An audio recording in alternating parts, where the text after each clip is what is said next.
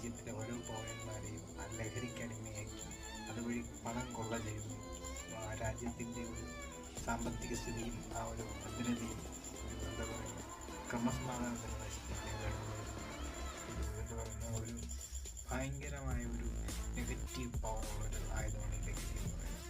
അപ്പോൾ മറ്റ് രാജ്യങ്ങളിൽ അതായത് ഈ തീവ്രവാദം വെച്ച് വരുന്ന പല രാജ്യങ്ങളിൽ നിന്നും ഈ ലഹരി ഇവിടെ ഇറക്കുമതി ചെയ്യാൻ വേണ്ടിയിട്ട് വൻതോതിൽ സപ്പോർട്ടുണ്ട്. അത് പണമായിട്ടായാലും ആളായിട്ടായാലും എന്തായിട്ട് ഏത് രീതിക്കായാലും സപ്പോർട്ടുണ്ട്. അപ്പോൾ ആ ഒരു